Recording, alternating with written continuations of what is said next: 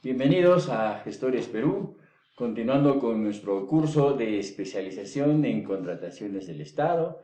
Ahora vamos a pasar a la sesión número 4 sobre indagación de mercado.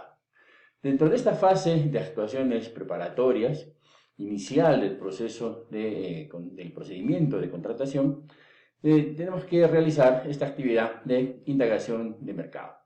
La indagación de mercado tiene por finalidad establecer el monto, el valor de la contratación. Para ello tenemos que tomar en cuenta que tenemos dos elementos distintos. Primero, el valor referencial, que es aquel que se establece para el caso de obras y consultorías de obras, en el cual el monto de la contratación, el valor referencial, ya viene definido por la estructura de costos del expediente técnico de obra, que nos ofrece, como se denomina generalmente, a pie de presupuesto, un monto. En el caso también de consultorías de obras, el área usuaria ha establecido las actividades y la estructura de costos en cuanto a profesionales, horas hombre, equipamiento y demás, que corresponde a la prestación del servicio de consultoría de obra, y el monto de la contratación corresponde pues a este valor referencial que ya viene calculado. ¿Quién lo establece? El artículo 34 del texto único ordenado del reglamento de la ley de contrataciones. En cambio, en el valor estimado, el monto de la contratación se va a establecer en función de esta indagación de mercado. La indagación de mercado corresponde a la información contenida en el requerimiento, es decir, se va a indagar en el mercado aquellos conceptos incluidos, considerados en el requerimiento. Por lo tanto, es importante para efectuar una correcta estimación del precio, del monto de la contratación, que la información del requerimiento cubra los aspectos más importantes de todo aquello que va a requerirse en la fase de ejecución contractual. Así tenemos, por ejemplo, que la indagación de mercado tiene por primera finalidad establecer el valor estimado. El monto de la contratación, también, que es el valor estimado, nos va a permitir determinar si corresponde o no a aplicar la ley de contrataciones. En el caso que sea igual o menor a 8 UITs, corresponderá no aplicar la ley de contrataciones y realizar una contratación que generalmente la denominamos directa, pero que deberíamos denominar la contratación menor a 8 UITs. También nos permite establecer el tipo de procedimiento de contratación a utilizar. Como sabemos, a partir de 8 UITs hasta 400.000 soles para el año 2020, el procedimiento correspondiente es el de la adjudicación simplificada. En cambio, a partir de los 400.000 soles hasta el monto que corresponda, tenemos a la licitación pública. Determinar el valor estimado conforme a la indagación de mercado nos va a permitir establecer cuál es el procedimiento a aplicar.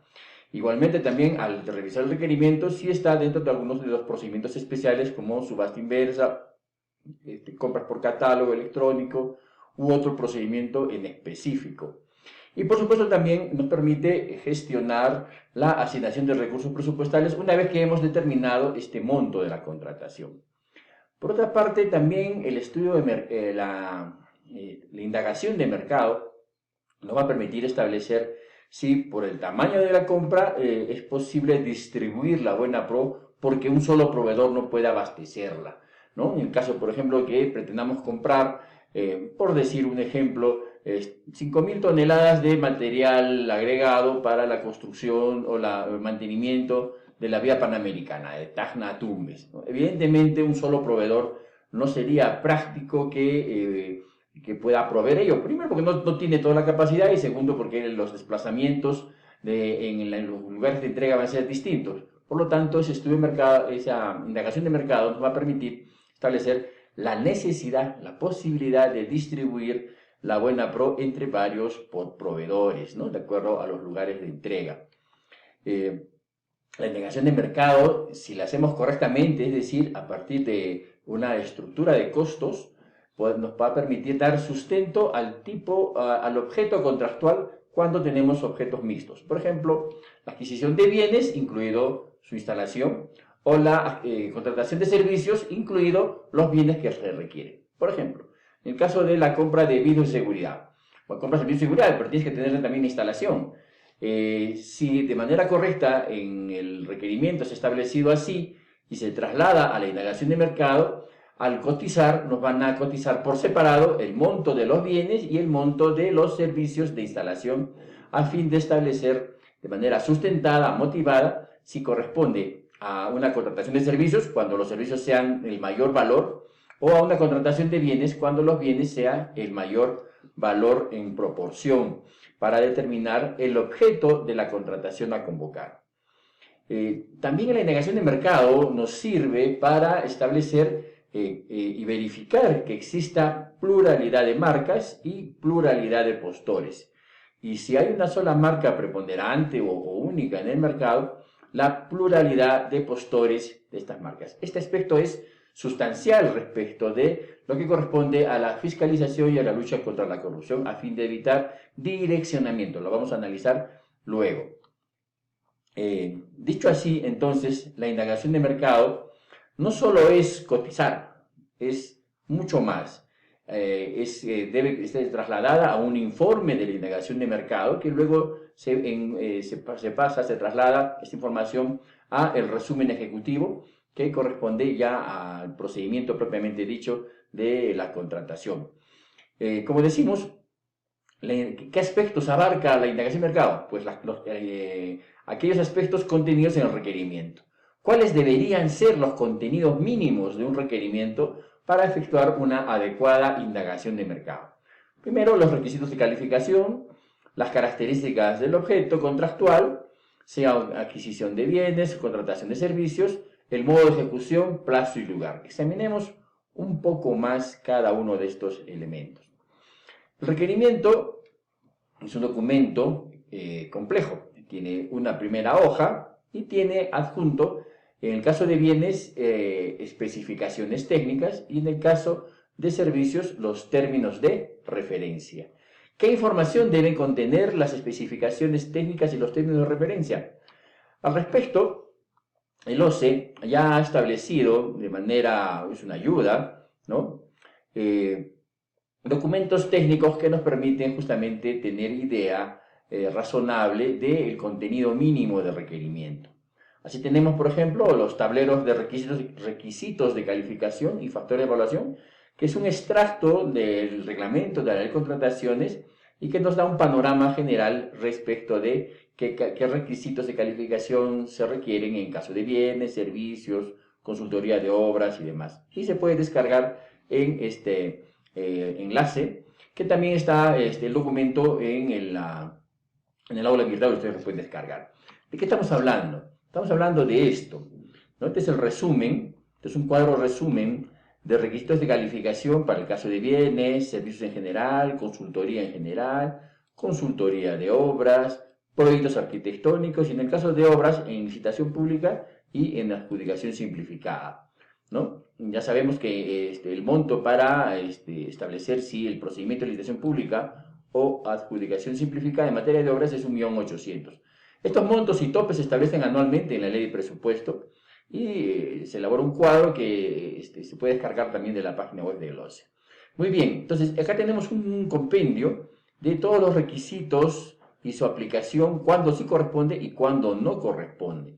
Por ejemplo, en el caso de la adquisición de bienes, es obligatorio establecer la capacidad legal de habilitación, ¿no? La habilitación legal. Por ejemplo, para el caso de medicinas, contar con los permisos del IGEMID como empresa, aparte de que los propios productos tengan su registro sanitario, por supuesto. En el caso de capacidad técnica y profesional, por ejemplo, el equipamiento técnico en el caso de bienes no aplica, excepto que estemos contratando servicios más bienes y en ese caso sí aplicaría. Esta es la base también para que los postores puedan formular adecuadamente sus observaciones y o consultas contra requisitos que estarían establecidos en las bases y que no corresponderían al marco legal. Este es el marco legal en lo que respecta a requisitos de calificación, capacidad legal, capacidad técnica y profesional. Lo vamos a analizar más en detalle cuando examinemos los factores de evaluación. Bien, entonces decíamos que esta información tiene que estar contenida en las especificaciones técnicas a fin de poder validar que esa misma información sea contrastada con la realidad existente en el mercado. Entonces, respecto de bienes, por ejemplo, en lo que es prestación principal, necesitamos que el requerimiento y las especificaciones técnicas adjuntas establezcan las características técnicas, condiciones de operación, embalaje y rotulado si correspondiera, los reglamentos técnicos, normas meteorológicas, sanitarias, nacionales, las normas de impacto ambiental, si vamos a comprar, por ejemplo, un vehículo automotor, cuál es el máximo de emisiones que debemos requerir, si requiere acondicionamiento, montaje e instalación, si estamos comprando, por ejemplo, un equipo de rayos X y requiere un fluido eléctrico, un abastecimiento eléctrico especial, ¿no?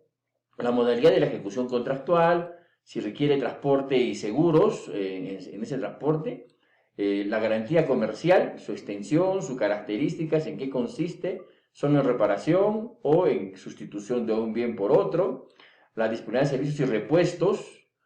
En el tema de prestaciones accesorias respecto de los bienes, si incluye mantenimiento, si existe soporte técnico en la zona, en la localidad o en una localidad cercana, y si incluye o no capacitación y entrenamiento.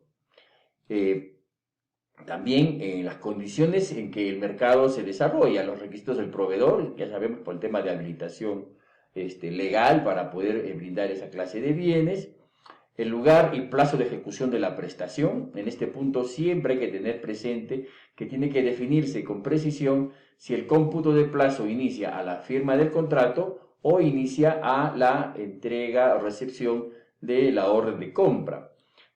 Haciendo un comparativo entre las normas de la ley de contrataciones y las normas de almacén, tenemos que señalar que en el caso de bienes, lo correspondiente es que el cómputo inicia a partir de la orden de compra, de la recepción de la orden de compra. ¿Por qué? Porque solo la orden de compra es el documento adecuado, idóneo, de acuerdo al manual de gestión de almacenes, para el ingreso de bienes por almacén. El contrato no, la orden de compra, es un documento técnico propio de la gestión de almacén. Muy bien, los entregables junto con los bienes, llámese manuales u otras cosas. Otras obligaciones que son habituales en el mercado, si corresponde adelantos, si se permite la subcontratación, si hay algún elemento de confidencialidad respecto del manejo, la gestión de estos bienes, y medidas de control durante la ejecución contractual, quién va a realizar la supervisión de la instalación, por ejemplo, del montaje, y si va a requerir, previa a la conformidad, pruebas y ensayos o prueba de puestas en funcionamiento, sobre todo para lo que es equipamiento maquinaria. Muy bien. También respecto de cuál es la forma de pago, si requiere fórmulas de reajuste, en el caso, por ejemplo, de combustibles, es esencial, se defina la fórmula de reajuste, una que sea matemáticamente sencilla, fácil de poder identificar sus parámetros. Si corresponde penalidades adicionales al simple retraso, la extensión de la responsabilidad por uso juntos, la declaración de viabilidad si estamos comprando con cargo a un proyecto de inversión pública y la norma específica que regula esta actividad. Muy bien, en el caso de servicios, igualmente debemos de realizar la indagación de mercado en función de la información contenida en los términos de referencia. OCE, como decimos, ha publicado guías para términos de referencia y para las especificaciones técnicas en el caso de bienes. Siguiendo esta guía, la información mínima que debería contener los términos de referencia es, pues, la denominación de la contratación, su finalidad pública, los antecedentes que originan la contratación de este servicio, sus objetivos, alcances y descripción del servicio. Y junto con ello, la descripción de las actividades a realizar, el procedimiento que se va a llevar a cabo con los actores que van a realizar este procedimiento, llámese profesionales calificados, el plan de trabajo que deberá desarrollarse durante la prestación del servicio. También los recursos a ser provistos por el proveedor y los recursos y facilidades a ser provistos por la entidad.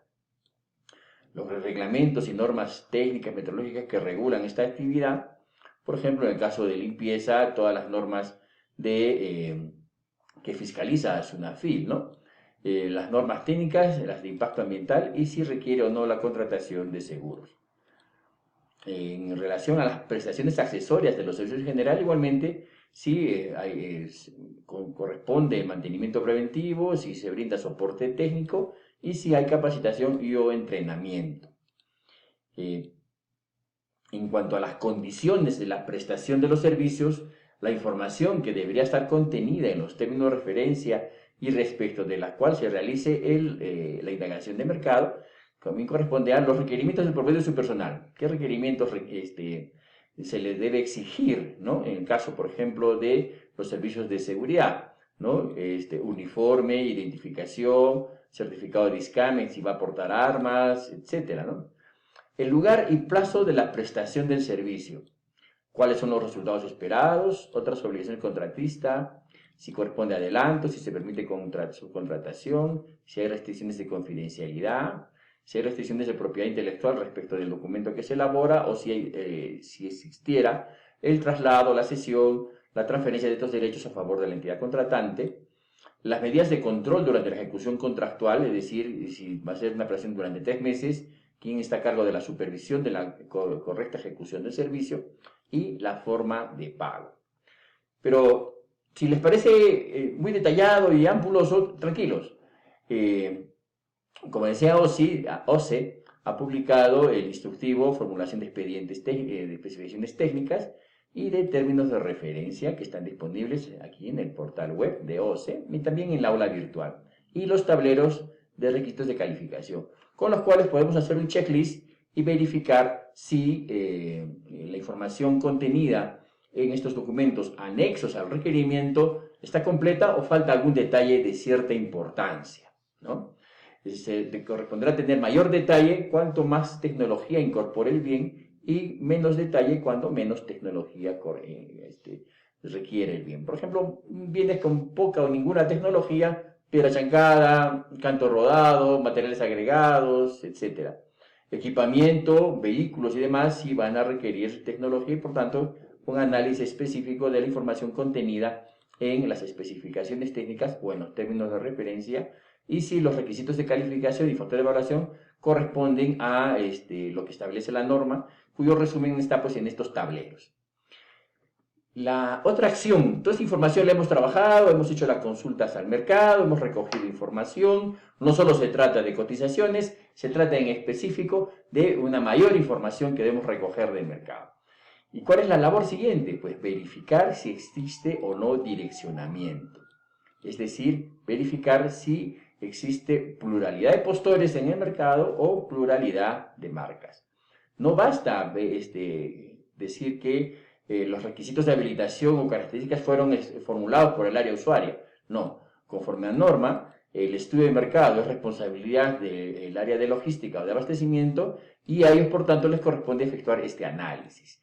En cuanto a los postores y proveedores, cuando advierten la posibilidad de un direccionamiento, la responsabilidad pues recae en el jefe de logística y en el área usuaria por igual, a fin de establecer el correspondiente deslinde de responsabilidades.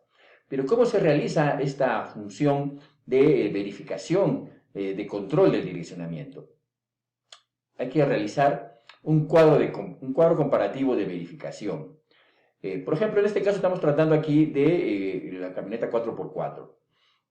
Este cuadro es de elaboración propia, no lo van a encontrar en otro libro, en otro lugar, y se trata de explicitar y acreditar también que se ha realizado esta evaluación de control y de verificación de pluralidad de marcas y pluralidad de postores. En este caso se trata de la adquisición de una camioneta 4x4, se ha hecho la indagación de mercado en las marcas de Toyota, Volkswagen, Nissan, Mitsubishi.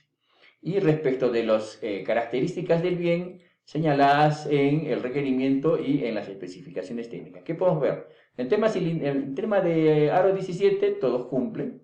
En el tema de cilindrada, todos cumplen. En el tema de cambios con botonera, Toyota no cumple, Volkswagen sí cumple, Nissan no cumple y Mitsubishi no cumple. En todo lo demás sí cumplen. Pero ¿cuál es el resultado final al hacer la verificación? Toyota, hay un requisito de habilitación que no cumple, Volkswagen sí cumple, Nissan hay uno que no, Mitsubishi no. ¿Está direccionado el proceso? Obviamente que sí, porque hay una característica que determina que solo una marca cumple, que es la palanca de cambios con botonera, ¿no? En el timón se hacen los cambios. Interesante la tecnología, pero está claramente direccionado. ¿Qué va a ocurrir cuando un proceso está direccionado? Pues no le va a interesar participar a Toyota, no le va a interesar participar a Nissan y no le va a interesar participar a Mitsubishi.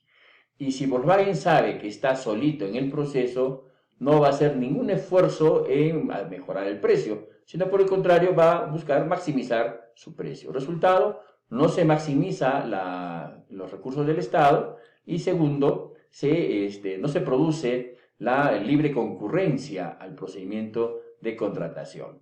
El proceso está obviamente direccionado. Es una compra que adolece de defectos que pudieran calificarse como negociación incompatible o como colusión. Así ya lo viene haciendo tanto Contraloría como Fiscalía. ¿Es recomendable encontrar estas situaciones? No, obviamente, para nadie. Ni para el postor que posiblemente tenga la bendición, ni para la entidad. Está el proceso definitivamente llevado fuera de los parámetros de la norma. Entonces, aquí tenemos un caso de direccionamiento por características. Sin embargo, no es el único caso. En este otro, por ejemplo, tenemos que se ha hecho la indagación de mercado y se ha cotizado a Toyota, Volkswagen, Nissan y Mahindra. En este caso, como podemos ver, todos los postores sí cumplen todas las características. Y entonces diríamos en la verificación de características, sí, todos cumplen. ¿Habría direccionamiento en este caso? A ver, pensemos un poco. Todos los postores cumplen los requisitos. ¿Hay direccionamiento? Aparentemente no, excepto que en este caso se ha hecho la indagación de dos grupos distintos, dos grupos de mercado. Hay un grupo de mercado de bienes similares, de cotización similar, y otro grupo que corresponde a Mahindra de otro nivel de precios. Estos precios están alrededor de los $30.000 y este está debajo de los $30.000. Entonces, ¿hay direccionamiento del proceso? Sí. ¿Por qué? Por precio. Introducir dentro del estudio de mercado a Mahindra va a posibilitar que ésta simplemente se lleve el proceso, porque cumple las características y tiene el menor precio posible. Y como sabemos, en la evaluación y calificación se va a realizar una ponderación entre puntaje técnico y puntaje económico. Muy bien. ¿Qué es lo que debemos hacer entonces? Producto de la indagación de mercado, lo que debemos de evitar es establecer para mercados distintos un solo nivel de cumplimiento. Para todos igual en características técnicas y puntaje por características técnicas, no se genera una igualdad en el acceso. Lo que necesitamos es discriminar, darle mayor puntaje a aquel que necesita igualar su precio en competitividad con aquel que tiene menores características técnicas, pero también menor precio y por tanto mayor puntaje en el tema calidad. Cuando realizamos esta labor es que maximizamos el dinero de los contribuyentes obteniendo compras en las cuales concurren una pluralidad de postores porque tienen razonable acceso a la contratación y segundo, porque en la calificación de precio también tienen un nivel igualitario de competitividad. Pueden competir y pueden ganar ofreciendo un menor precio por un bien de mayor calidad, que ocurre cuando hemos hecho este tratamiento discriminando los puntajes en la parte técnica. Muy bien, hemos concluido entonces con los alcances de la indagación de mercado. Como vemos, no se trata solo de cotizaciones, se trata específicamente de levantar información del mercado en cuanto a las características técnicas y las condiciones en que se desenvuelve la contratación. Los invitamos a continuar con nuestra siguiente sesión. Muchas gracias.